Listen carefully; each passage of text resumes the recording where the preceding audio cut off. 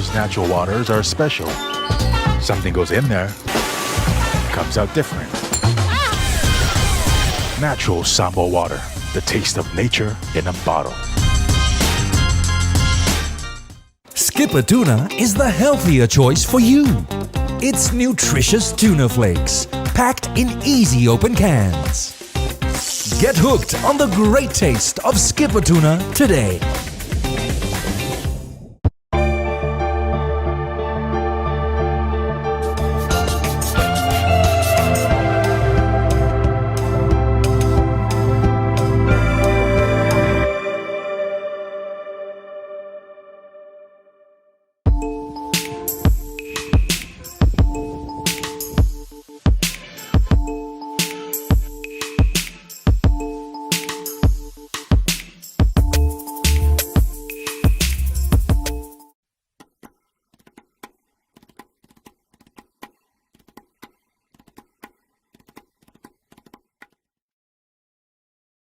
Whawhiwa iatu ma whatala whatu le wai o le autu stala.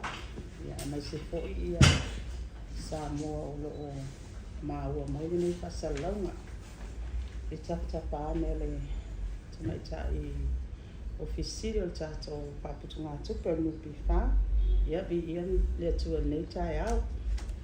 Ia mai tau watu ia o le aso wharai le o le aso whamai ai ia te au fo ia neiva ias. Ia vi ia le atu e ui na lolo wale tau. Lolo mai tau atu lawa lo ato mai tato o se ngā le autu stala. Ia ai ato nue o le au ngā aute o le nei wha lawi loa. Ia o le wha lawi loa ina o tato tului. Wha mea lupa le a kaisa panga. Ia e fua lava lea. Ia mo le tāpe nā ngā wale ni whanau. Le toi fo i atu ia o onga. Ia e whaailoa pēr, ua whaamaonia le whaaiunga le tātou komiti whaatonu, ia ma le pūlenga le tātou whaaputu ngā tupa nupi wha, ia le tului whaamea lupa, e wha pasene mo Januari lua olua ono. Ia o le whaamalo singa le whainga mamau le tātou a whaaputu ngā tupi, whaamanuia nei, ina ia whaamausari ina i whaamanianga mō tai au. Ia o le manu lau ti ma le wainga mawa tātou whaaputu ngā tupe, o le nei tului whaamealo. E peso soani mana o ngā waru o ainga, le tāpena ina, le toe ae ai o whanau ia onga. Ai tu mau pēr le malosi, ma le ngā patia o le whaala putuputonga mo le lumana. Ia o loo matai, o loo mai tau wina, le mana o mia tele mātua o le se leni vai tau le nei. Ai amatali ai o le whaawina o whanau ia onga, ia po tato school enrollment, whatawina o fua onga, ia maistu langa. O le au whai o whamanianga, ia o le tau au whai o le whapasene tului whamealofa. E whaasfuto miliona, lima se lau walu su whaafe, iwa se lau lima sfutasi tā la. Ia o le fesili pe whawhea o na tongina po tātou payment process. O le atu ina saa o tu lawa le tātou whapasene lea, i sui whai sau whanga. E ala le se leni po tātou cash pay out. Ia o lātou fo i lalo i fo lima suta la le whamanianga, ia o le atu saa o lea i vai ngā tupe i lau sa whanga. Ma o le a mata whamatu le tului whamealofa, i le aso ngā fua, lua Februari. Lua olua ono. O le atu tala atu le whaonga ina le tātou NPF apps, po le poto, le itu la se furulua, i le vai wanga le po le asa, mua Februari, lua olua ono. Mo sui whai sau whanga lo iai ia ai tā laftu ua. O sui o lo iai ai tā laftu ua, mai ala tau no ngā tupe, e whata wai whanua, ta vale po fale i lalo tu la fono nupi fa po tato ai ta laftu ua le wai lima tu la fono e fa malulu wat e le maua le nei tului se leni ai ole atu sao o le alfa o ngā ina e tutongi ai ala tau ai ta laftu ua vai taimi o nei tau sanga e tolu masina e te talaina ai le nei whaamanianga. Mai ka ngata i le aso tolu sifulu a perila lua olua ono. Ona tuuina fo i lea i te tonu o sauwhanga sui whai sauwhanga. O le ata fia fo i a tātou short term loans, moni vai aso se lua, a o whaanga solo le te tongi ina atu o le nei whaamanianga. Tūlanga i whaamaumaunga i tātou whaitupe po tātou bank account details. E whautua ina le mamalu o le au whai sauwhanga, e siaki ma whaamaunia lātou whaamaumaunga. I whale tupe, ina ia mautinoa o lo tutusa ma whaamaumaunga tātou nupi wha. E te tau fo iona e whaamaunia o lo te tala pea e whale tupe lea te ngā tupe. Ai te le o mia submit pattern o le poto mo lau whaamanianga. I al whaanga aina o tātou NPF apps o le poto li lunga o penga te whailangi. O loo whautua ina pea sui whai sauwhanga uma, ina ia le stala, ma whaongale le NPF poto, mo le tausanga ina o le tului wha mea lofa. Ina o le paule o le awala e wha matu o tuai le wha manianga. E au noa ma le tumutumu mai tātou ofisa no pi wha. Ia e whai ma sui, ia ma whonga fo le fionga pāle mia mai ka peneta. Le momoli le anganga whaatai tātou whaisau whanga uma, mo la o tau langa lango. Whaatai fo le fionga te whono mai komiti whatoni.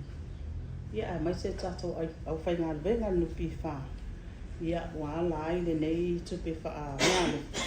Ia man wha alo alo. Maria.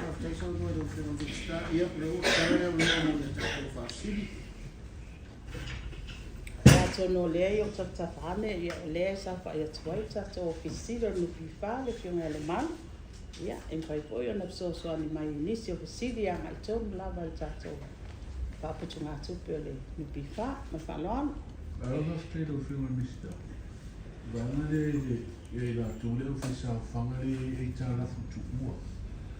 Po itala futu ua i no ngā tupe te tele no pifa po itala futu ua. I le longa tupe la iti. Lea ave sa o ala to wha manianga lea tongi ei le longa tupe. Po te whaina e tau wha manianga mai le vana. ne la tu o tu le tato ofisiri le fionga le man ia ona e ia nei fa ma ma fai ona. Kai mo fasiri te fatalo fatu to fio fo e an famous paper nei tu la leaso na lo se fua e o le fasiri tu ina mai ia o vanga tonua ia i la via ia ai tala ftu o la small loans ma short term loans paua vaenga ia le ua fasi fafitau i lalo o loans te tele atangata fesafan palala E ni sato ofisiri papa sene tato tului tato tino tupe ya ngava ai le papa sele na ila to ia ua tama no to Iai, e lea ngavaa, se le sa me tupe o tono no pifa, na o i lātou lava o le ia lātou te ngā tupe tono no pifa. E mawhai o nā ngavaa e whapasene leo sano i eira fionga ni sta. O le whapasene lea whamuriana nei, e au fia ai ia sui o le pārmenere, e kore lātou skin le, tongi mai nei lupi whai whamuriana. ana e fa siri o tanga vai ia o tala manilo ele a fia ia tato sui fai pule ia ila val vai ngā tupe patino lava ia tato parliamentary pension fund e se foi la tape na la to foi ia pasende ele o ia to tonu fa manianga le a wa uma declare tato a tau sanga fa tupe le ma at ia fa pasende mata foi la ia January ya July ko o lima le na declare ai fa pasende o le tulanga lava le pensione al parlamento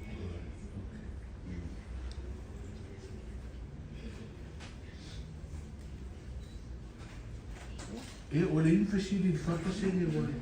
O fesili na lo whiunga I le ta upule le tau miliona le wa. Le sa whaala wilo ni vai aso e ala tui I le vangone o le business hub. E whape abe whatupe o tina e no ai pisi nisi na iti. O le alea ia wai muna umia tūlanga hone I le currency mo meo security o lone. Pe anga waaila ma pisi nisi la iti fo nei le ini fasi fonua. Le ini aseta fo nei mo fai eo na fai le security. Pe anu no mai a pisi nisi la iti mai le banga tupele wa whamatu al maro. O le tatou wanga tupele anga I tatou business hub. O le sa o mai tau wina atu sa whai fōsanga le whionga minister o tatou MCO. Ia whata e whamanino ai ia vaenga ili. Pe for the criteria la towi no ngā tupu 1 miliona le whaanga I o ia tatou kaltupe o atina I tonu nei. O wai tonu lava vaenga o lo ia tatou equity investment nei tonu tatou paketi. Se 1 miliona ngā I lava ia I le tatou kaltupe o atina. 3 miliona ngā I le tatou business hub. Ia ma le 1 miliona e ngā I tatou Samoa Housing Corporation. Ia lata ia lan whenga whaawai tatou whaala putonga ia. Mai e tāua lava I le mamalo le atunu. I le saa o le taatianga o ta ialan whenga whaawai. O le tāpau tatou business hub, Samoa business hub. O lo taatia I tatou criteria ia. A wau bai ngā tupe fo ia, ese pasene. E iei le vai ngā 12%. O tului. E iei vai ngā 5%. E iei fo le vai ngā 1%. E peo vai ngā o le saitono o tatou tala le tupe le sa fola nei a Oktober. Ia o le lau amata whaamatu atu I tua I tatou whala putonga ia. Ai mo le tali o paafisili a autanga vai. O le tā ua I o le angai o le tatou atunu. I whaala putonga I e tonu. O lai laba o umonta pena tatou vai e inga. Ina ia manino I fo. Whaingofie I fo I e whaamaumonga. E tuina mai. O le lausili tūlanga le I shares I le tātou valene. O le au mai, o le o anga I le UTOS. Ia tangata fo I e fia whaamawina ma le sitala la so tupe fo I le amatatu 5 se la. O la ofisili pe a whaape a ratula o 5 se la e teu whaawhainga ruenga e whai mau sea I le valene. O le ale a wala tapena I ai tātou malo ina ia o mautinoa e iei se whaurianga o te maua mai lau 5 se lau lea. O le au whai unite o tatou UTOS le teimi le nei, kapo current unit holders. O le update mai tatou UTOS le teimi nei, o whai asina whio lolo tatou current unit holders. O lawa invest la ko 5 se lau tā la whaaputu ngā tupe le nei. O le 5 se lau tā la o le minimum. Ua ngā o le maumalalo o le amount. Ai pule tangata le anga I luma. Ia o tatou masani. Ai ein tatou teu ngā tupe. E alfisili. O le alfa manianga I tuato lau tupe lea. I to tonu ai o le process ia mai tatou system ale UTOS. E wanse I na I lua lau teu ngā tupe. Lai fai taatia mai ai. Ma le tului e te mawaina. Wai lua vaenga I mawaina o whamanianga. E mawhai o na e whaamanuia le tului. Base I lunga ia unite I lau investment amount. Lona lua e iele dividend a toa. O nei tai au. O lea sa o walua e whaatino fo'i ia le whono whaatau sang. Ia po le annual general meeting a tatou UTOS. Ia o lai fo I sa declare ai le lato sfulu no 2 miliona. Le tupe fo'i lea o umanga declare e tui to tono o teo ngā tupe. O e o o whaitau whanga I tono tatou UTOS. Ai I le tūlanga lava I al waalele. O lawa ia I al tāpenanga ale tatou UTOS. E allocate ele vai ngā tupe lea whaapitoa mo le waalele. O lai fo I ngisi initiative ale malo. Base lava I tatou ia tangata o lo ia tunu I whafo. Ia o lo au mai fo I latou mana unga. I le mana o e invest waalele. O lo ia fo isi vaenga vai ngā tupe. So o se whama I te lele o nei mautinua. Ia o le tāua i o le wa I wha maunga o le ale UTOS mana a tala wha le tupe. E iwa su wha pasene I ale au whaisa whanga I e tono sama nei. O lona winga na o le ono pasene. Atunu I whafo. Ia ele whapea la tangata mai whafongi investors I whafo. Le o tātou wa tangata. Ai se tasi leo vaenga o lo. Ave I fwoi whata o tātou whainga malo. O tātou tangata o lo alalam papa au atunu I whafo. O tātou mai tawina mo I mawina. Tu langa lava I tau remittances. Ele ai whai anga I lunga langi tako remittances. O remittances la tau le SSM. E sa wala tupeanga I sa o tia o tanga vai.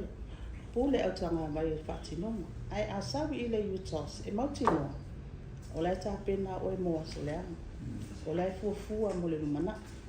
A le maua e whamanianga e maua e alum whana. Ia po nisi foi fuafuanga. Ma o se tasi lea o tāpenanga ma vainga taula. Al tātou whaputunga tupele nei. O le tāpenanga mo le lumana.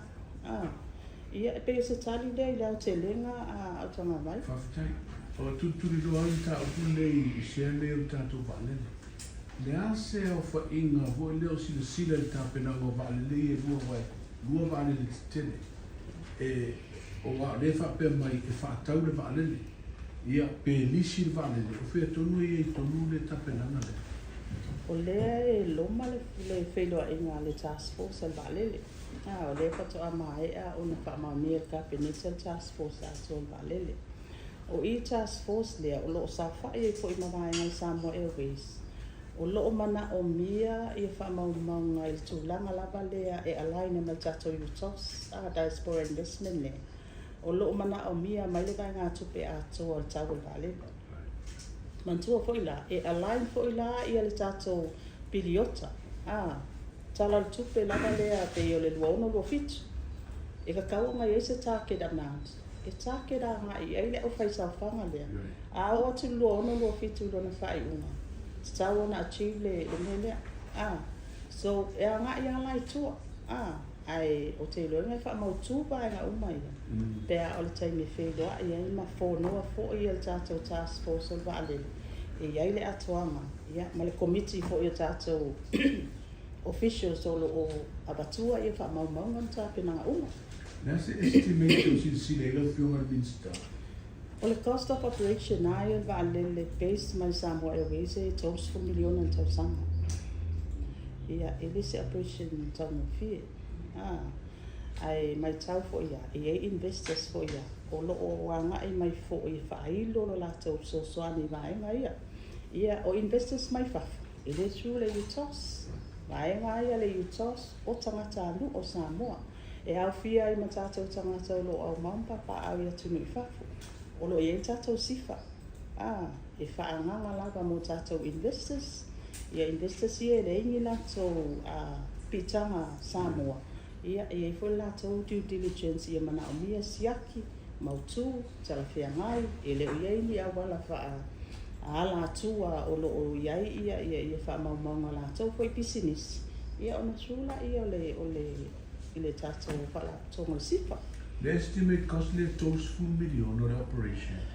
O fia ila ma se estimate cost o waalele lua pelea. O le mea tonu lale nā o le tilo I le afo. O tos full miliona lea. E fua I wha maunga o le sa au mai e le Samoa Airways. Ai o le tau atoa le afo. Ia e wha maunga I whenua I pamale. Tātou task force le Samoa Airways. E whaatau na waalele pelisi waalele. E le mautu. Ia e le mautu. Ia options SS. Ia options SS it can be lease. Ia po o le afo I. Po le whaatau fo. Ai o le ngalu e ngā tere le whainga maa lo man tātou atunu o teimi nei. Kele o tako ground preparation. E tau on tāpena. Tāpena tātou ground handling equipment. Tāpena tātou ai waalele. O tātou flight attendants. E tele. O lava tātou accommodation. O lava vaenga o mai mawhai o nao mai waalele ma operate waalele ngā whatia ai le tali o tātou watunu. So o le tasi lua tau sanga. E te tau na iau tāpena nga lea. E le anga kako o e mali waalele. Ai o mai. E au mai ele o lava tāpena I le tātou watunu I vaenga. O lona winga. E le whainga o fia tāpenanga. E mana o mia ai ia le malo, mana o mia le tātou private sector, mana o mia le talitonunga o tātou tangata investors I whawha, o le tātou diaspora investment ia lato I loa. So te le tāpenanga manati na ele nei, e awhia uma ia tangata uma, even po I tātou pantali malo, ia. Pesili po le ale occupancy mana o mia pe au mai va le lua, e ese mai I va alele aia masani lea servicing tātou taimi nei. Rona winga tāpenanga lea, wa le sa o mai mua le whinangalo le palemia. E le umal tausanga nei wa o mai va ale whanonga watu I lau whiunga mistatu. E lua tausanga le tāpenai le va alele, o le whatoa whatino le. Ia, o fuafuanga ai whatatia. Ai fua fo I lau tūlanga o lo iai ia tāpenanga taimi nei. E te tau o na lava tāpena tātou atunu I wāna uma. Te tau o na lava tāpena. Le tūlanga lava lea I le ngā whatia e tātou malai wāle. Wa iei issues la iei crowd handling equipment. E iei tāpena ngā te le tau o na whai.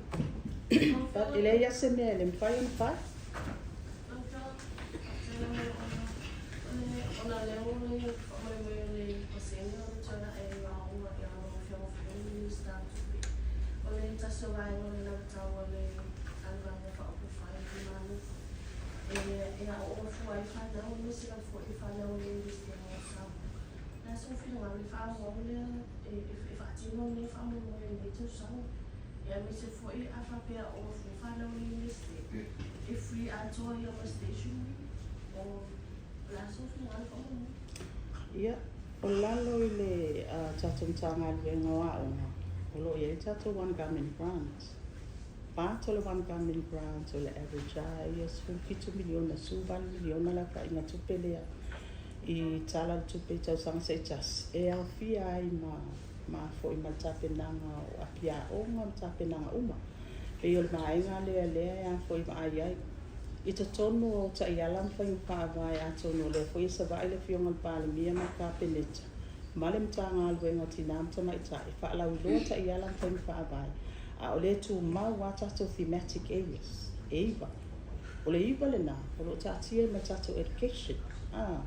Ia e ia la ia vai ngā te tau na tu na. A wa o le ta ialam whai upawai o tato DDB le sa iei po tato wati na al miliona. E le mawhai ona te tōni ai I primary school. O whesili pe aisea, o le e tātou one government grant, o lo sau whai lalo mtanga le ngai, wa onga. Pau wale vai ngai mawhai ona te tōni tātou vai ngā tupe lea le atina al miliona. Na o walam whanau I tātou University o Samoa, tātou USAP, tātou TVET, kako Theological College, o mea nasa iau. Au te loinga iei ni sui ngai tūlanga le ona o le iei le whamaiti. E te tongi uma ia pili a alum whanau wa uma. E include ai la ma tātou walum whanau tātou preschool po a on whateta.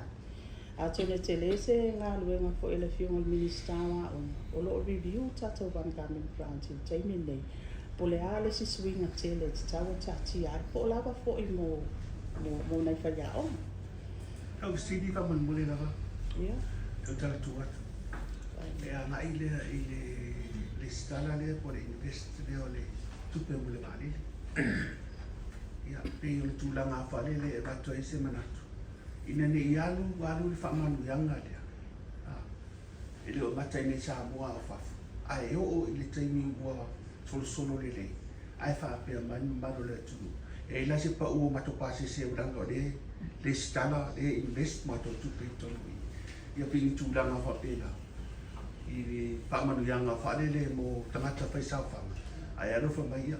E tauna awhara pase se langa o le. Ia, e peo le nganga le nā. E mana ia I whafsiri.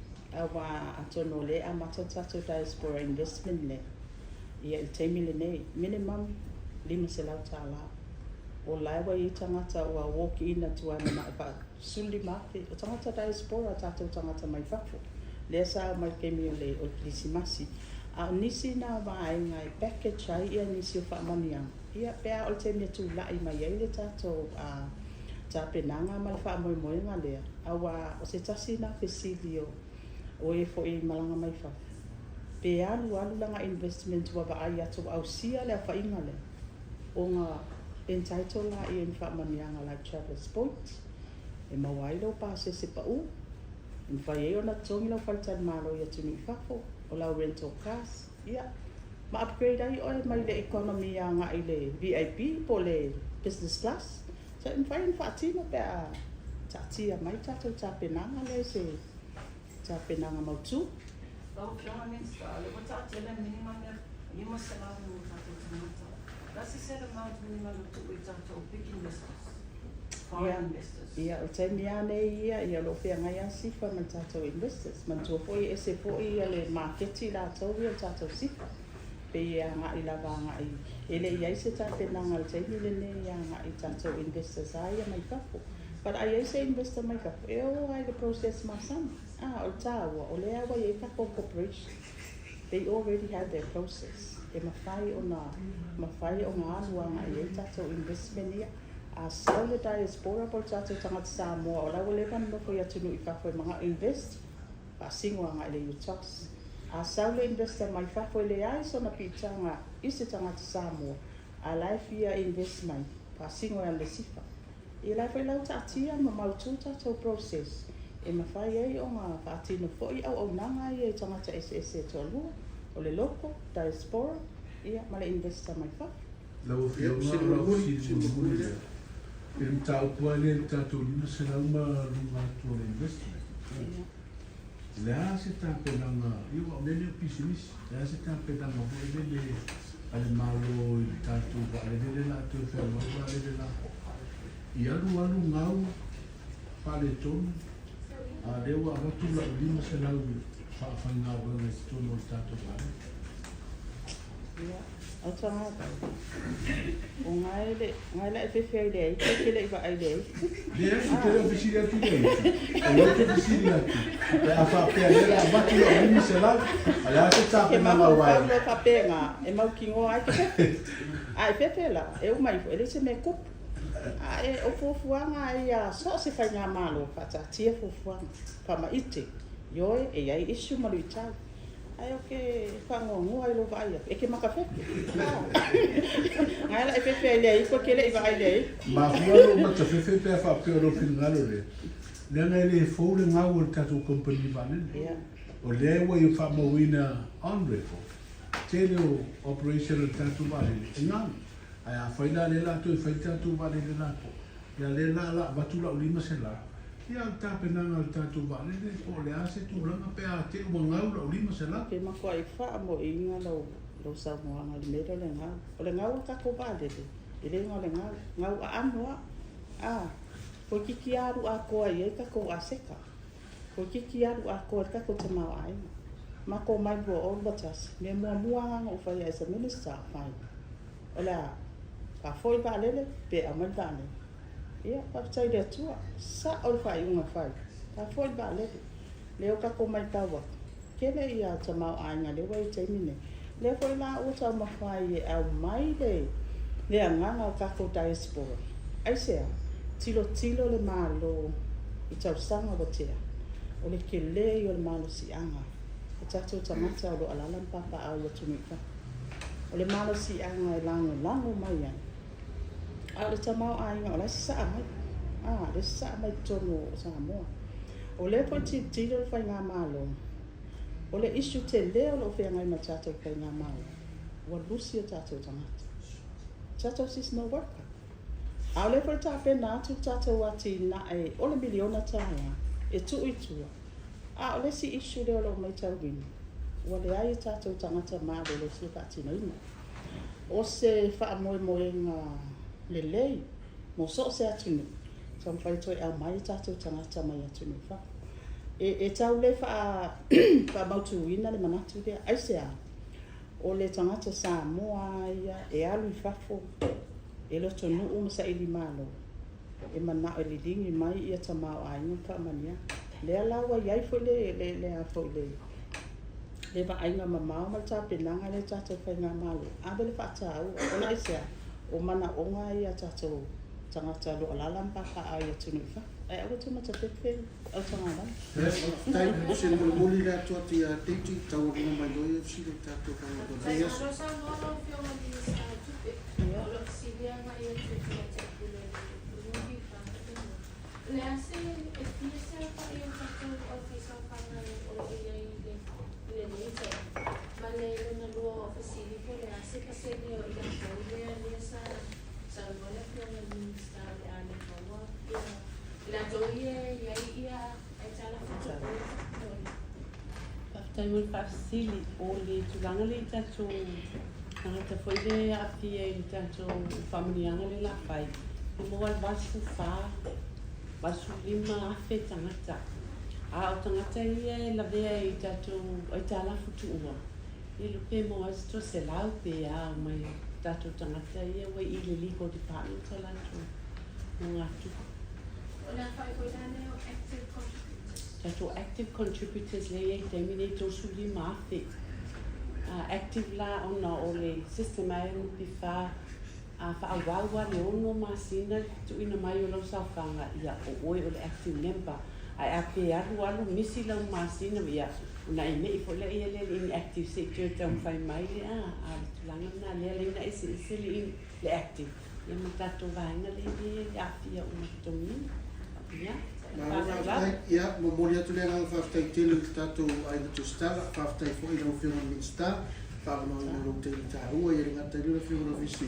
Ia fa tai tele le mana tu le o tani ni so fa sili tani foi ni so mana o sa va pe na o na tu sili ia no malo tatu tu pe ora i tatu fa ta no ia so ia sa tai me lu mo te mo se fe no ina ai le ta pe no visi min sta ai ai ki sili fa mo mo fa o pe fe no tu se min sta ia on